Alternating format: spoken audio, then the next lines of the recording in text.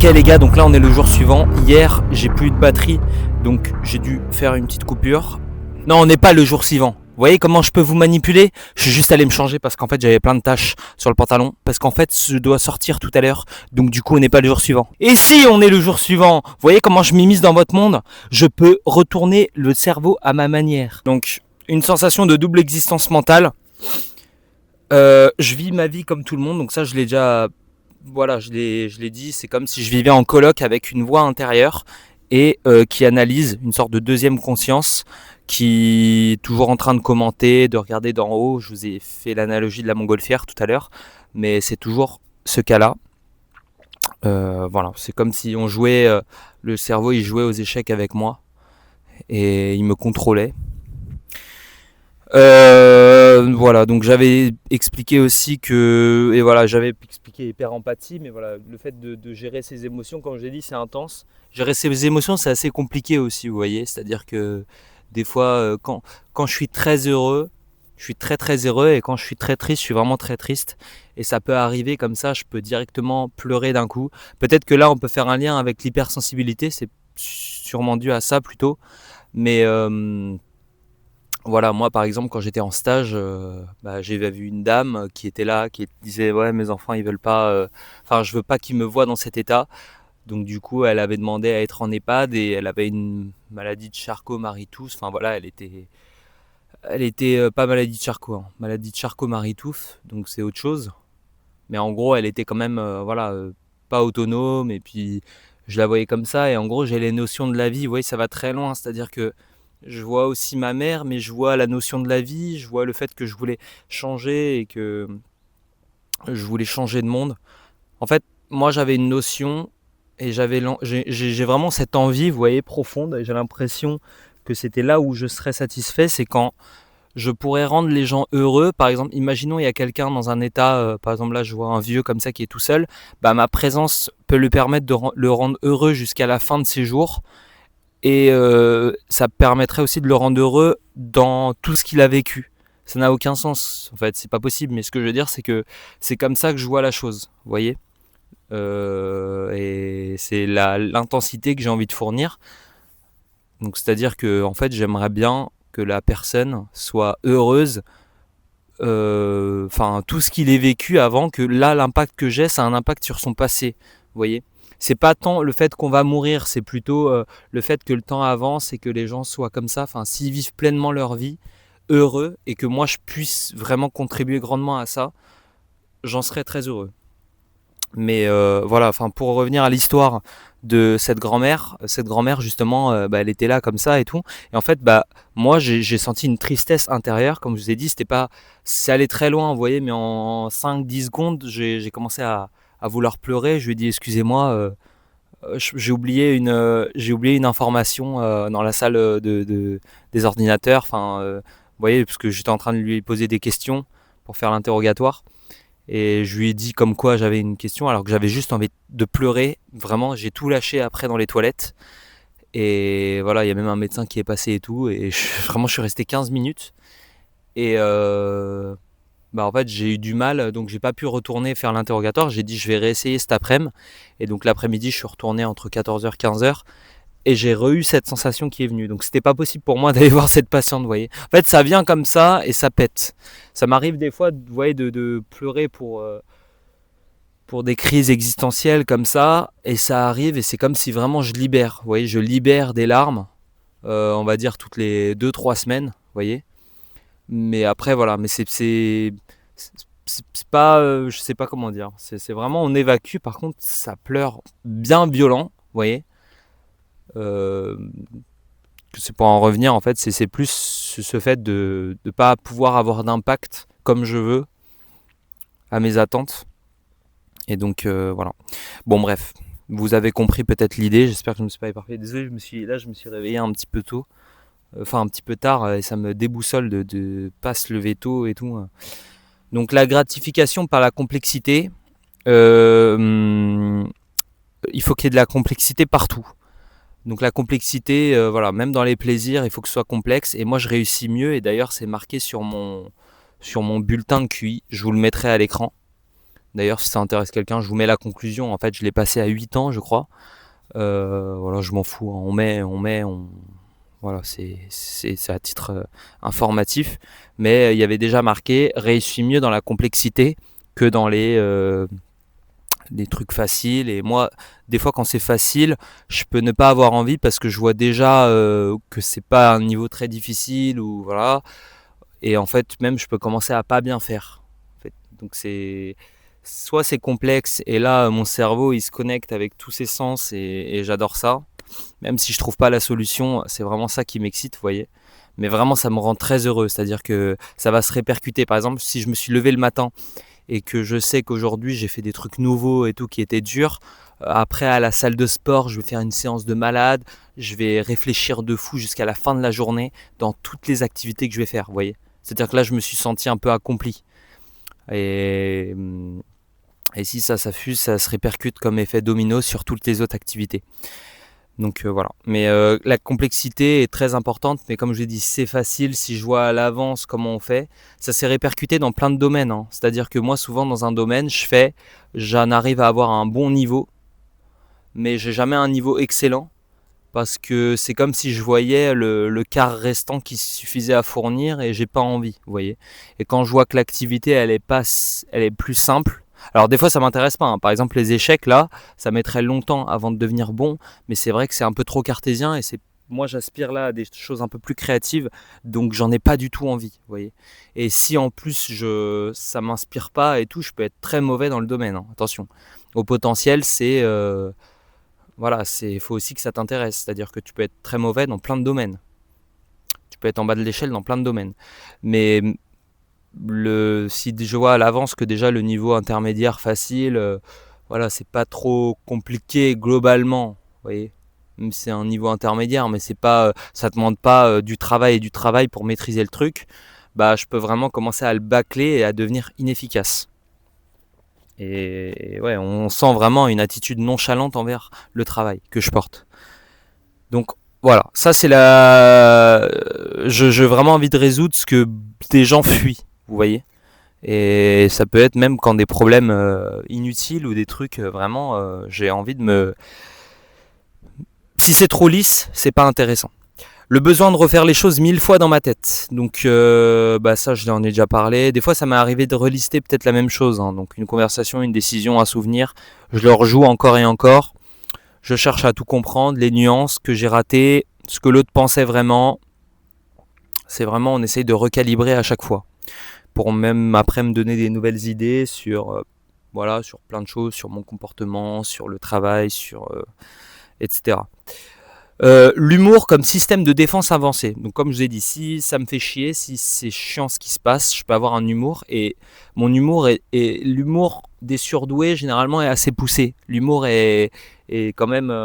on peut faire de l'humour noir, on peut faire de l'humour forcé. Je vous ai dit, l'intensité elle est partout. Donc l'humour, il peut vraiment être voilà, très, très lointain. Euh, et moi je vais avoir tendance à compenser mon ennui par l'humour. Et on peut considérer ça des fois comme de la provocation. C'est vrai que je vous évoque ça, mais par exemple en stage, si par exemple je m'ennuie ou si voilà, j'ai rien à faire, je vais commencer à me moquer un peu. C'est-à-dire que je me moque de moi-même, mais je me moque aussi des autres collègues, vous voyez. Donc il y en a qui le captent bien, il y en a qui le captent pas bien du tout. Avant je forçais, c'était vraiment... maintenant j'apprends à faire volte-face, je sais pas du tout si ça veut dire quelque chose. Des fois il y a une pensée qui arrive comme ça, et je suis pas du tout au courant si ce terme-là est utilisé en France. Donc peut-être, ça me dit quelque chose, mais je suis pas sûr. Non, c'est pas... ça veut rien dire. Bref. Maintenant j'ai compris qu'il fallait un petit peu mettre son masque et un peu se taire, parce que voilà, mon profil il est souvent perçu comme étrange.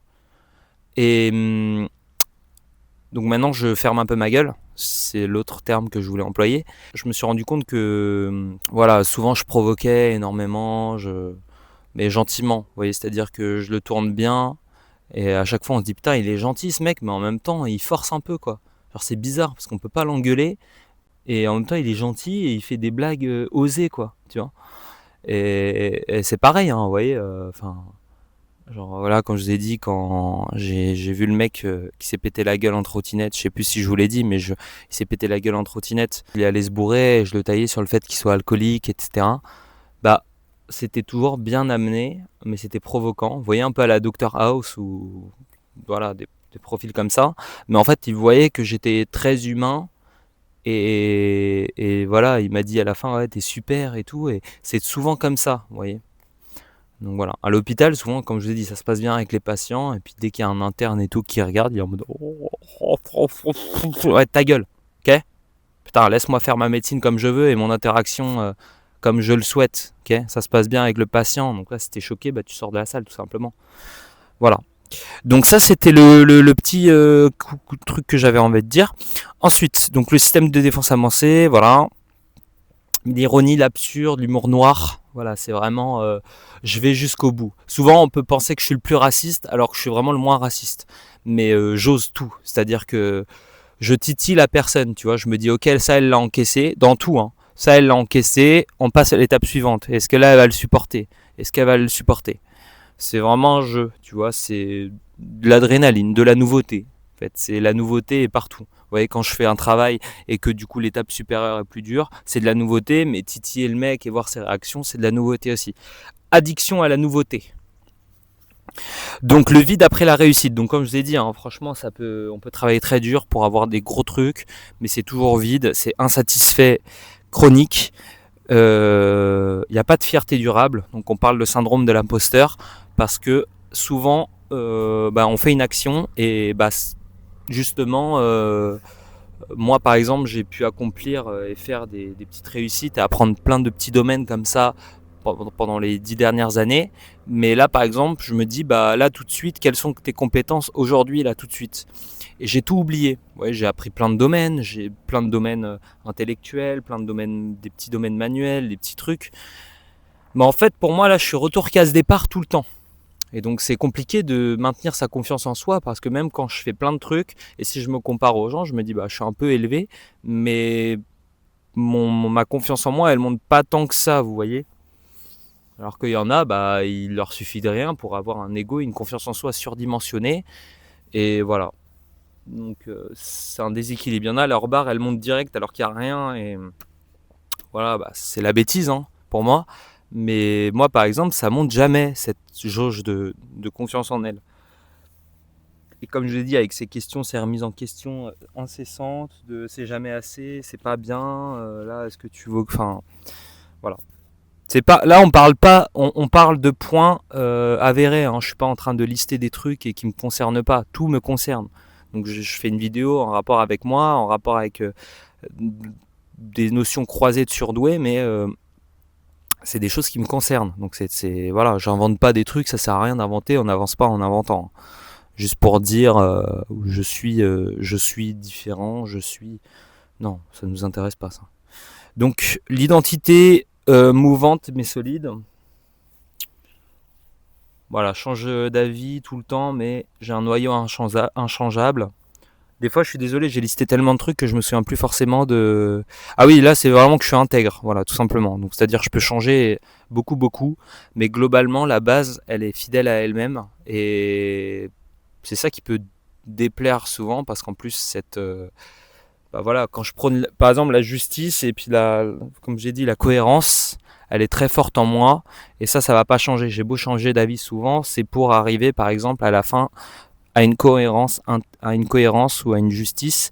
Et par exemple, ça, c'est pas très accepté. Vous voyez, tout le monde est pas tout le monde, hein, mais je veux dire, c'est un monde un peu de fourbe, d'escroquerie, de machin. Du coup, quand on vient et on pointe du doigt, ça fait mal. On donne des fessées alors que les autres, ils ont pas envie. Et moi, j'en ai rien à battre parce que j'ai envie de le dire, tout simplement. Donc voilà. Une mémoire. Alors la mémoire aussi, elle est pas mal. C'est vrai que j'ai un peu moins. Enfin, j'ai une mémoire exceptionnelle. C'est-à-dire que je me rendais compte moi-même, il y a des gens qui me faisaient remarquer aussi, mon père, etc. Putain, tu te souviens des trucs. Mais moi, je me rendais compte que j'avais une très très bonne mémoire. Et c'est vrai que je suis un petit peu fâché avec ce concept de mémoire depuis que je suis en médecine, en fait. Vous voyez, je sais que là, il faut mémoriser certains trucs en général pour permettre d'avoir une créativité futur, mais j'ai tellement appris de choses et je me suis tellement à mettre en robot. C'est-à-dire que en médecine, les gens ils apprennent, mais ils apprennent pas vraiment. Vous voyez, ils sont là, ils comprennent, ils retiennent deux trois mots. Moi, il y a vraiment une phase dans ma vie pendant au moins un an où j'apprenais toutes les pages par cœur. Je me levais le matin et je scannais toute la journée et j'imprimais. Vous voyez, je me forçais à mémoriser toute la page par cœur tout le temps. Vous voyez. Donc personne faisait ça, mais moi j'ai fait ça pour me dire je retiens un max de détails, vu que c'est on n'a pas une mémoire d'ailleurs. Encore une connerie à dire. Il n'y a pas de mémoire visuelle, mémoire auditive. Tout le monde marche par euh, une notion. La connaissance, c'est l'information plus l'expérience, d'accord. Donc là, par exemple, il y a un texte. Là, vous voyez, j'ai des trucs là. Je le mets en pratique et là, je retiens des choses. Et je le mémore. Et quand je vois le terme, je le vois sous forme visuelle, sous forme auditive. Il y a un mec qui le dit, moi je le lis une fois, je le relis dans un article, je le relis, tac, je re-entends une conférence. Là, ça rentre, vous voyez, sur le long terme. Mais me dire mémoire visuelle ou alors mémoire, je le vois une fois et je connais tout. Tout ça, les gars, ceux qui disent ça, vous savez, sauf si vous avez une hypermnésie, donc une vraie pathologie, mais c'est rare de vraiment tout retenir, vous êtes un escroc. D'accord. Vous êtes un putain un mec qui a rien compris encore et qui est trop con, parce que ces gens-là qui disent ça, vous le dites, ok, bah vous les reprenez un an plus tard, vous lui dites, alors tu te souviens? Il va te dire non. Voilà. Donc même s'il te dit, je le vois une fois et je connais bien, ta gueule. Ferme ta putain de gueule de merde d'enculé. Et c'est encore une ânerie, un neuromythe qui perdure dans la vie. Donc voilà. Donc ça c'était pour dire. Donc voilà, moi je suis un peu fâché avec la mémoire. C'est vrai que maintenant en plus j'ai vraiment envie de faire de la créativité. Si je ne veux rien retenir en fait maintenant. Je veux juste voilà, je retiens si j'ai vu en pratique et tout vite fait. Mais là je prône vraiment la créativité. Je vois des musiques et tout, je me force à imaginer. Je veux avoir des idées, mais je veux pas répéter. Vraiment, je me suis dégoûté un petit peu de ce concept. La médecine m'a dégoûté du fait de retenir des choses. Vous voyez. Genre, même quand il y a quelques trucs à retenir, quand j'ai vu des échecs et je vois qu'il y a quelques ouvertures à retenir, j'ai même pas envie de me forcer à me dire maintenant je retiens. Voilà, c'est un peu triste, mais pour l'instant je suis fâché avec cet outil. Le langage codé, donc là, le langage codé, on en a parlé. Bah voilà, vous voyez, des fois je fais des analogies, comme je vous ai dit, c'est plus simple de faire une analogie pour comprendre un concept, parce que bah des fois ça résume 4 phrases en une. Par image, par abstraction, par ironie. Ceux qui captent, je les vois tout de suite. Donc voilà, souvent ça capte. Il y en a qui captent très très vite. Et ça va mieux marcher avec eux parce que je vous ai dit, ça veut dire qu'ils ont une réflexion et ils peuvent réaménager et changer de sens les idées. Et du coup, on va pouvoir discuter et avoir des meilleures idées. Oui, une meilleure compréhension entre nous.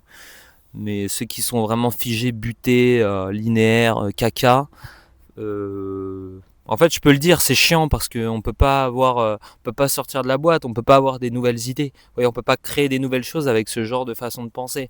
Ça va être voilà, tu fais l'ouvrier, vous avez compris, mais tu peux faire le mouton, tu peux faire les trucs comme ça, mais par contre, pour vraiment que ça pète et qu'on fasse des trucs nouveaux, il faut être un peu fou, des fois même. Ouais. Comme je l'ai dit, la folie et le génie, c'est le face d'une même pièce, souvent. Il faut un peu titiller d'autres voilà, faut aller explorer tout simplement, faut être un explorateur de la vie. Vie intérieure plus riche que la vie réelle. Alors ça, voilà, je vous ai dit, j'adore ma chambre, j'adore être dans ma vie intérieure. Je passe ma vie dans ma tête, vous voyez, voilà, le domaine, vous voyez, l'audiovisuel, les films, les musiques. Une musique, je vis au rythme de la musique. La vie sans musique, c'est une erreur, c'est une errance, je ne sais pas ce qu'il a dit, mais c'est vraiment vrai. Moi, la musique, c'est la base de ma vie et ça guide toutes mes émotions qui me permettent d'agir toutes les actions. Donc, quand je vais faire de la médecine, je mets un type de musique particulier. Quand je vais faire du sport, je mets un type. Là, j'ai envie de m'imaginer ça, j'ai envie d'être plus dans le joyeux. J'écoute tous les styles, sauf le métal, où les mecs ils gueulent, ils crochent leur boyau, ils crachent des molards quand ils chantent, ça j'aime pas. Et la techno, où c'est juste un rythme et il n'y a pas de mélodie. Sinon, j'écoute, mais de tout. Vous voyez, en plus, quand on fait de l'audiovisuel, j'écoute des musiques de situation, des trucs, de la country, du folk, de l'électro, du Frenchcore, du progressive house, tout ce que vous voulez, tout. On peut basculer dans partout, des musiques de films, les petites OST ou la musique, la, la vidéo avant le vlog, là, des fois je mettais des OST, vous savez qu'on ne trouve pas sur Spotify, mais des fois dans les films il y a des petits passages où on voit des musiques de situation, je vais les chercher. Vous voyez, j'ai pris des trucs de L'As de Glace, de La Folie des Grandeurs, de plein d'autres films, enfin tout ce que je peux trouver, vous voyez. Donc c'est vraiment intéressant et je fais vraiment attention à ça quand je vois un film et tout. C'est ça que j'adore, c'est que le film, il y a des fois des films de science, il y a de la science, il y a des leçons de vie, il y a des émotions à travers la musique, il y a du cinéma, donc on peut voir les plans qu'ils ont pris. Moi je trouve ça tellement complet et vraiment on peut impacter le cerveau des gens avec ça. Donc je regarde beaucoup des films sur l'enseignement. C'est voilà, c'est les films qui ont une leçon de vie derrière, je trouve ça très intéressant. Et je pense qu'on devrait carrément des fois les diffuser à l'école, que les gens ont conscience un peu, parce que un film, tu le retiens toute ta vie, vous voyez. Si les profs sont pas capables de faire leur travail correctement, même s'ils le veulent, hein, mais quand t'es pas fait pour... Soit t'es fait pour être prof, soit t'es pas fait pour être prof, je trouve que les films peuvent apporter une plus-value à l'enseignement, et normalement on va le retenir. On se souvient généralement des films qu'on voit, ouais, sauf si on en voit trop ou sauf si ça fait très longtemps, mais je veux dire ça a une bonne tu le vois une fois par exemple et lui c'est vrai que tu l'as bien retenu parce qu'on a capté tous tes sens. Donc la vie intérieure plus riche, le besoin de cohérence interne absolue, même si ça me détruit, donc ça je l'ai déjà dit je crois. Je listerai tout, hein. Tout ce que j'ai noté je le mettrai à l'écran. L'incapacité à faire les choses juste pour faire, donc le sens absolu. Tout le monde a besoin de sens, mais c'est pas possible de me dire oui mais ça c'est un outil, c'est pour les examens, c'est pour te donner après une porte machin, c'est pas assez lointain, vous voyez. Donc moi quand j'apprenais mes cours, c'était vraiment quand je vous ai dit on va me larguer en Afrique, je vais sauver parce que demain là à la salle par exemple, j'étais en mode il faut que je puisse répondre à n'importe qui. Je dois être un super médecin généraliste. Je dois pouvoir répondre à n'importe quelle question. Et quand je me suis dit bon je préfère quand même faire une spécialité où en fait bon bah il y a pas besoin et en fait là ça me saoule même la médecine, je préfère faire le minimum et faire d'autres trucs à côté. Bah en fait quand je lisais un cours de médecine, ça n'avait plus de sens. Mis à part cocher leur vieille case de con là, soi-disant voilà, c'est vraiment ridicule, hein. Si les facs regardent ça, sachez que c'est vraiment ridicule de jouer sur des décimales, vous voyez, et de estimer que 0,3 points de différence, ça permet de différencier un danger public d'une confiance totale en lui. Ok ? Donc je sais que vous marchez comme ça, mais s'il vous plaît les facs, là je vais évoquer par exemple la fac de médecine, mais les autres facs c'est pareil. Y a sûrement plein d'incohérences, parce que bah voilà, c'est-à-dire qu'on est là, on se lève le matin, et puis oh bah c'est médiocre, oh bah ouais, bah ça demanderait trop d'efforts de changer, voilà, ça demanderait trop d'efforts de changer un peu les systèmes qui sont déjà en place. Parce que nous on n'a pas trop envie de se casser le cul et c'est de l'énergie et on n'a peut-être pas forcément d'idées, on n'a pas une réflexion assez poussée. Ça sert à rien de dire j'ai réfléchi, hein. Quand on prend une décision c'est bien mais il faut réfléchir avant et c'est avec le cerveau, pas avec ses pieds qu'on doit faire ça. Donc quand on réfléchit, par exemple là à la fac de médecine, voilà, deuxième, troisième année, on commence à faire de la médecine en quatrième année. Vous voyez, on voit les pathologies. Et quand on fait que des explications du corps, de la physiologie en deuxième, troisième année, et après en quatrième année, on commence à faire de la pathologie, donc tu as eu le temps d'oublier de la physiologie, ça marche par lien. Donc voilà, vous pouvez pas contredire ça quand vous dites en plus que on apprend quand on est au lit de l'hôpital. Bon bah voilà, bah alors on marche par paire là aussi, vous voyez. Donc on fait tout vite, ça sert à rien de me dire oui c'est trop jeune, non t'as 20 ans. T'as 20 ans, hausse les attentes et les élèves hausseront leurs attentes, vous voyez. Effet Pygmalion, on est là toujours à trouver des excuses, à se dire non mais non on peut pas, ouais bah on peut pas, et puis après on peut encore moins, et puis machin, et puis à la fin on est une merde, tu vois. Donc ce n'est pas possible de faire ça. Donc on hausse les attentes, donc on arrête de dissocier la physiologie de la pathologie, on fait ensemble, vous voyez, le cœur, qu'est-ce que c'est, voilà, insuffisance cardiaque et tout, bah voilà, bah regardez un ballon, et puis le mec, le prof, il utilise des ballons, il utilise des trucs enfantins, comme s'il pouvait expliquer à un enfant de 6 ans, et puis il apporte des notions de fonctionnement du cœur pendant qu'il explique la pathologie, vous voyez. Et il fait des petits schémas, des trucs enfantins pour vraiment que ça impacte le cerveau, qu'on retienne. Il fait des cas cliniques, des mises en situation, il fait participer les élèves.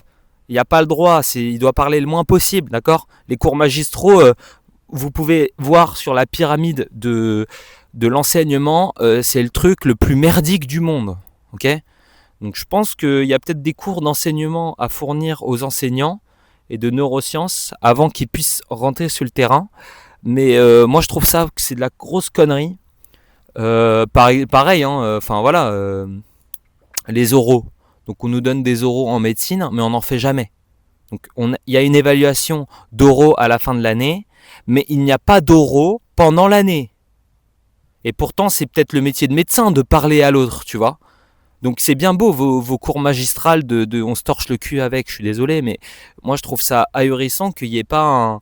Je sais pas comment l'école est faite, j'ai vu qu'aux États-Unis, le système éducatif est fait au niveau local. Donc, je crois que par exemple aux États-Unis, par exemple la région Nord, là, elle fait le système éducatif comme elle le veut. Alors qu'en France, je crois qu'on doit s'adapter au truc, mais je pense quand même que vous pouvez réaménager vous-même certaines choses. Et voilà, c'est-à-dire que les oraux, enfin, par exemple là, quand il y a des facs qui disent soi-disant on a un parcours suivi, machin, les 8000 euros, moi je deviens médecin en étant moine bouddhiste devant mon livre pendant 6 ans. Pourquoi on paye la fac, vous voyez? Où est la formation, tu vois? Donc voilà, on est obligé de rien, et si on était obligé, mettez des euros et des trucs pertinents, en fait. Donc moi je trouve ça ridicule.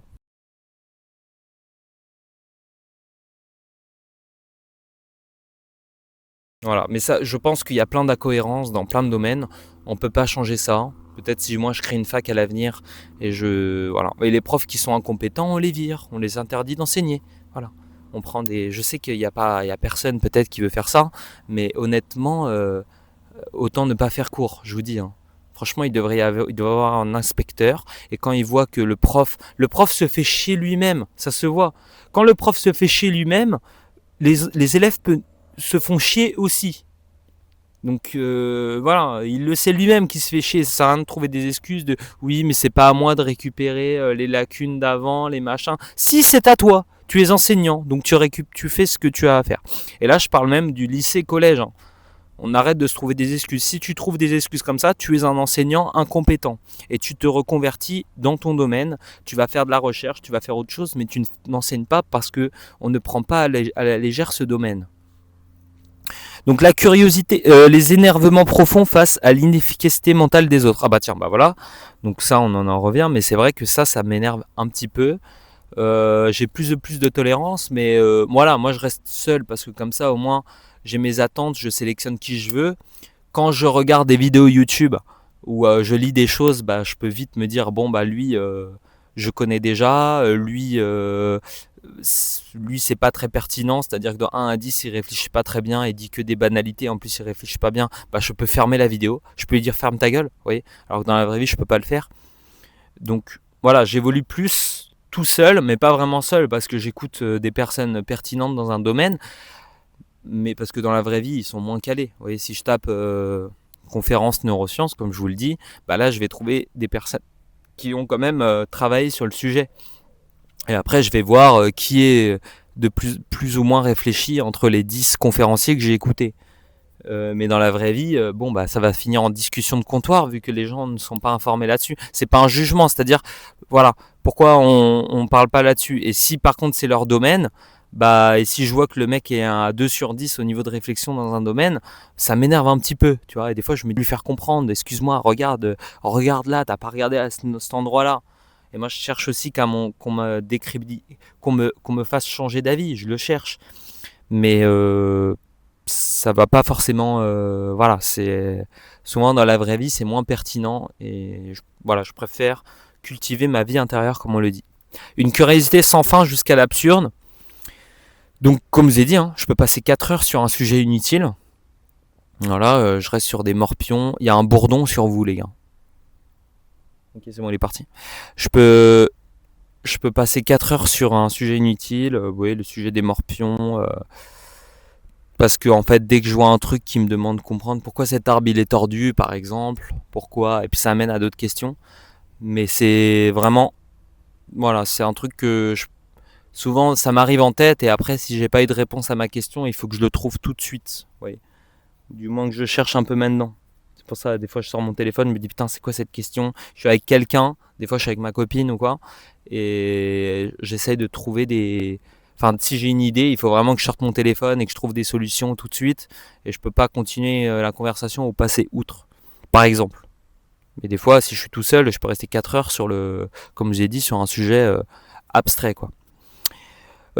Intolérance au bavardage vide, ça on l'a dit. La résistance instinctive aux cases. Donc ça me vous dit, hein, HPI c'est pas une case, hein, c'est une orientation.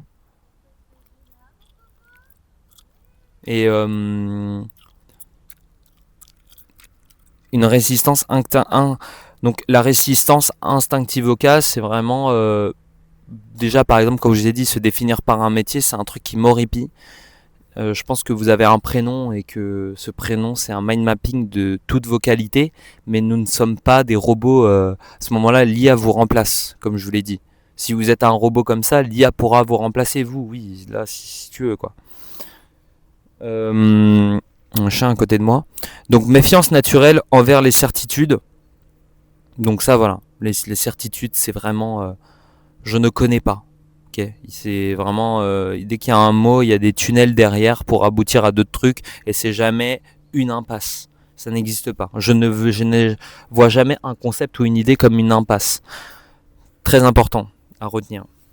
J'essaie d'enchaîner un petit peu comme ça, on aura tout dit. Le besoin vital d'authenticité émotionnelle et d'authenticité en général d'ailleurs. Je peux tolérer les défauts, des maladresses, mais par contre si c'est faux, la fausseté émotionnelle, ça je ne peux pas. Donc voilà, je préfère, comme il dit le Joker, qu'on me claque avec la vérité, qu'on me caresse avec un mensonge. Et ça c'est très important. Ça c'est une des caractéristiques principales que je vais de plus en plus valoriser, je vous dis, dans ce monde.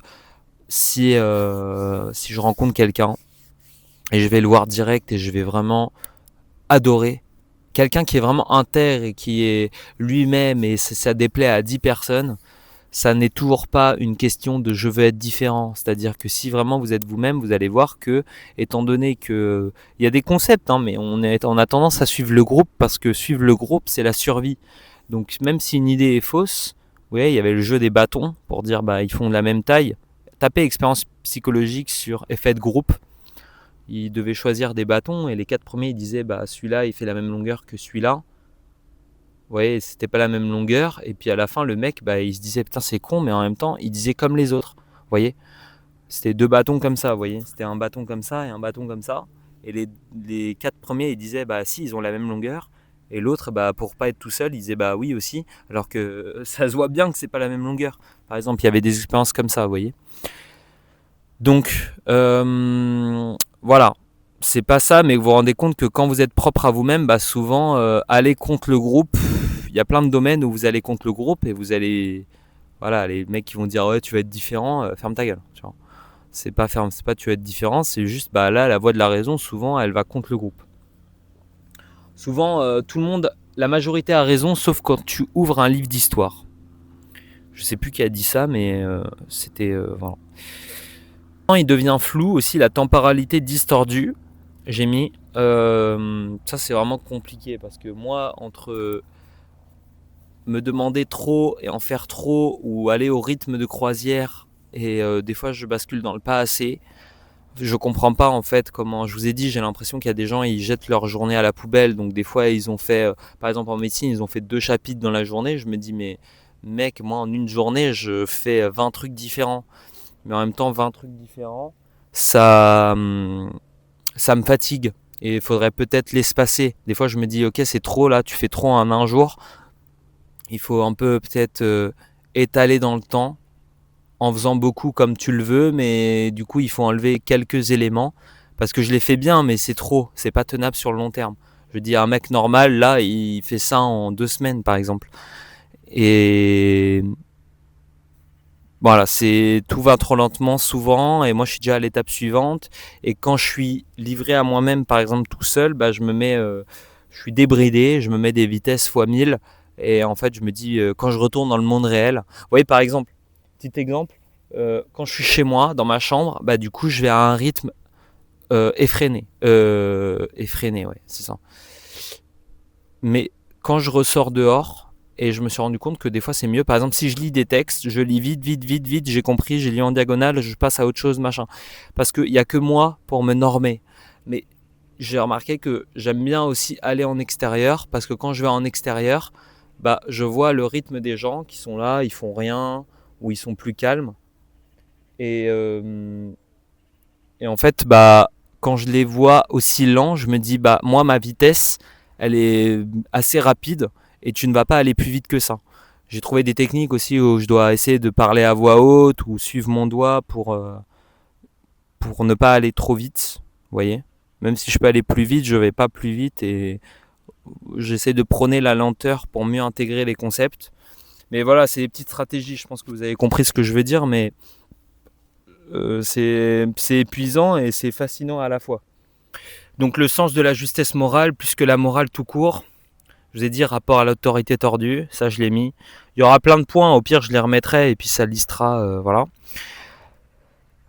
C'est pas que je suis les règles, mais je veux juste comprendre ce qui est juste. Donc voilà, le rapport à l'autorité, des fois vraiment on peut se dire mais il est contre l'autorité, alors que bah, je cherche juste quelque chose qui est vraiment juste et voilà, si c'est pas juste, il peut y avoir 5 personnes dans ma hiérarchie, mais si je trouve que c'est insensé, on va penser que je suis un petit peu bah, contre les règles et un peu anarchique, alors que juste, moi, j'ai beaucoup apprécié des personnes au-dessus de moi, en âge, en voilà, très très peu, mais ça existe, vous voyez. Et si je trouve pas je ne suis pas fanatique du tout. Ce que je veux dire, c'est que si je ne trouve pas de modèle comme ça ou de personnes qui m'inspirent, bah, je vais les trouver dans la lecture, dans des films, des personnes qui ont existé autre part dans le monde, des personnes qui existent autre part dans le monde, vous voyez. Mais par contre, ça me laisse bouche bée. Donc soit tu m'inspires pas, et là, vraiment, enfin, je te, franchement, je te méprise. Je te méprise pas, mais si en plus je trouve que t'es insensé, je te méprise, et ça va peut-être se voir. Soit tu me dis quelque chose, et alors là, justement, je peux rester bouche ouverte et me dire, putain, oh, enfin quelqu'un qui me met un coup de pied au cul, quoi. Vous voyez. Donc voilà. Mais si ça me vous fait pas ça, autorité qui me regardait, bah c'est pas grave. On est là, tu vois, mais c'est que vous avez pas capté mon attention, c'est tout. C'est pas grave. Donc voilà, l'argent. Voilà, je crois que je vais finir sur l'argent parce que l'argent, voilà, c'est un concept un peu abstrait, c'est-à-dire que je comprends pas trop le truc. Moi, en plus, j'aime bien ma vie intérieure. J'aime bien avoir un peu d'argent. Et en fait, l'argent, j'ai jamais compris, par exemple, pourquoi les gens veulent faire de l'argent sans fin. C'est en plus une mode où les gens veulent faire de l'argent. Enfin, tout le monde veut faire de l'argent par n'importe quel moyen, même par exemple par des trucs genre OnlyFans et tout, exploiter la misère sexuelle. Ça, je comprends pas. Et en plus, jusqu'où va l'argent? C'est-à-dire que si t'as des idées en tête pour avoir un truc, c'est bien, mais faire toujours plus, pourquoi? Pour par exemple aller à Dubaï et vouloir s'acheter des voitures et finalement plus avoir d'idées. C'est bien de faire de l'argent en fait, mais moi ça découlera d'un concept et d'une valeur profonde et je m'en rendrai même pas compte. Donc par exemple, si je suis dans une spécialité médicale et j'adore ça, bah je vais peut-être devenir riche, mais enfin, je peux devenir un fou du travail parce que je me rends pas compte, tu vois, j'adore ce qui se passe et voilà. Mais l'argent, ça vraiment en découle. Et si j'ai ce concept en tête, c'est parce que vraiment ça me donne la liberté. Mais vraiment la liberté, vous voyez, c'est-à-dire que l'argent, c'est il y a une dame qui est juste là et tout, hein. C'est un peu chiant là. Enfin, c'est pas à moi, tu vois, mais j'aimerais bien faire finir ma vidéo. L'argent, tout le monde le voit comme une forme de liberté, mais je trouve que c'est beaucoup un monde où on veut juste faire de l'argent et tout, mais il faut avoir vraiment des idées derrière, vous voyez. Et par exemple, les biens matériels, c'est pas ça non plus. Peut-être certains trucs, mais c'est vraiment, vu là comment moi je supporte pas trop qu'on me donne des ordres et faut voir votre profil. Moi, je suis vraiment quelqu'un, faut que je fasse à ma sauce. Bah, l'argent me permet de faire ça.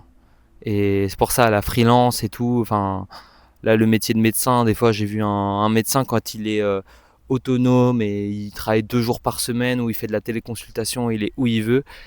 Voilà.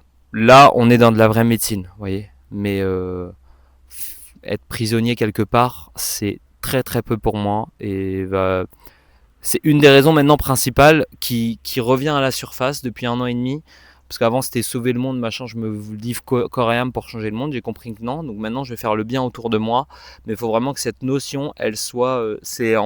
La première. C'est en première. C'est tout en haut de la pyramide. Le fait de faire de l'argent parce que ça me rend libre. Et tout seul, indépendant. Enfin, je veux dire, le métier de médecin me permet vraiment de gérer mon temps et mon argent comme je veux.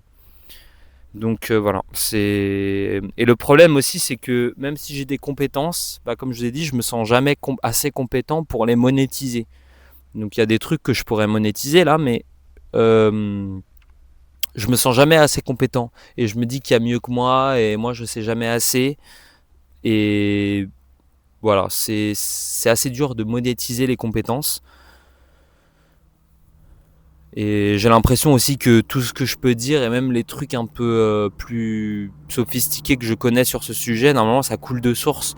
Donc je vois pas pourquoi je ferais payer des gens, alors que pourtant, enfin voilà, moi je me rends compte, je me dis, mais la personne elle peut apprendre d'elle-même vite fait, donc je servirai pas à grand chose. Et même ces trucs sophistiqués, bah si on réfléchit un peu, ça en découle, donc je vois pas pourquoi je serais là pour le dire. Alors que voilà, quand je me rends compte... là par exemple je vous parle des coachs sportifs, mais en fait les gens qui vont à la salle, bah, ils sont même pas intéressés ne serait-ce qu'un peu. Du coup ils payent un coach pour leur dire, sauf que le coach franchement il leur dit des banalités. Et je me dis ah ouais, enfin c'est dans tous les domaines comme ça. Je me dis c'est vraiment du foutage de gueule à chaque fois. Alors que si tu étais un peu autodidacte, bah, tu trouverais des réponses par toi-même bien plus lointaines et profondes, et tu aurais un... Enfin voilà, mais en fait, faut se déloger le temps. Vous voyez, c'est-à-dire que c'est plus simple de se dire, bon allez, je paye un mec pendant 1 heure, il m'envoie des trucs comme ça, je me sens accompagné, j'ai de la compagnie aussi. Je crois que c'est aussi ça qu'on cherche. Voilà. La logique comptable, c'est pareil. Pour les idées, ça va, mais moi, je me rends compte que je suis déconnecté des calculs, des trucs d'investissement. L'économie, les gars, c'est un truc tellement vraiment... Tu me mets dans un truc économique, genre, je pue la merde. Je pue la merde. Déjà, c'est pas un domaine qui m'attire. Les domaines qui ont été créés par l'homme, c'est pas un truc qui m'attire. Vous voyez, le droit, le machin. Le droit, c'est comme il dit Coluche. Il y a l'avocat qui connaît bien la loi et l'avocat qui connaît bien le juge. En fait, dès qu'il y a un truc créé par l'homme, moi je me dis qu'il y a toujours des supercheries et toujours des conneries derrière, vous voyez, en fonction des cas. Alors que la science, bah, on parle des idées, mais on peut moins mentir là-dessus. Vous voyez, la médecine, bah, le corps il est comme ça. Oui, il y a des laboratoires, hein, et après ils vendent des médocs et tout, mais je veux dire, le concept en lui-même d'une maladie, il n'est pas modulable par la fourberie des gens et vous voyez, tous ces concepts de l'argent et tout. Tu vois, c'est-à-dire que bah voilà, le corps humain, s'il y a un cœur et il marche comme ça, qu'est-ce que l'argent vient foutre derrière? Non, on va dire des vrais. Le cœur, il marche comme ça, vous voyez. Donc c'est moins abstrait, mais c'est vrai que les domaines, du coup l'argent, vous voyez, enfin, ça m'énerve énormément et j'aime pas du tout ça. Et même gérer les microfinances, j'ai vraiment du mal. Donc ça, c'est très compliqué. Mais comme je vous ai dit, avec le temps, je comprends que l'argent et la liberté, ça me permet de pouvoir dire non, en fait, en général. Et c'est très intéressant. Voilà. Je rejette le système, en général, mais j'ai peur de la dépendance. Enfin voilà, j'aime pas le système, mais en même temps, je me rends compte qu'il faut quand même aller dans son sens pour des trucs. Donc c'est des luttes et c'est des réajustements et de voir un peu comment je me positionne par rapport à ça avec le temps. Voilà, soit insouciant, soit obsédé, soit je l'ai mis. Donc comme je vous ai dit, hein, toujours blanc ou noir à ce niveau-là. Soit on fait rien, soit on est obsédé par des trucs. Et voilà. Donc j'espère que cette vidéo vous aura plu. Ça aura duré un petit peu longtemps. Je vous fais des gros bisous à tous et n'hésitez pas à me faire des retours dans les commentaires si vous avez compris ce que j'ai dit. Si vous n'avez pas compris, n'hésitez pas à me le dire. Si vous voulez que j'arrête ma chaîne YouTube, n'hésitez pas à me le dire non plus. Et j'espère que ça n'aura pas été trop saccadé. Et voilà. Allez, ciao les gars.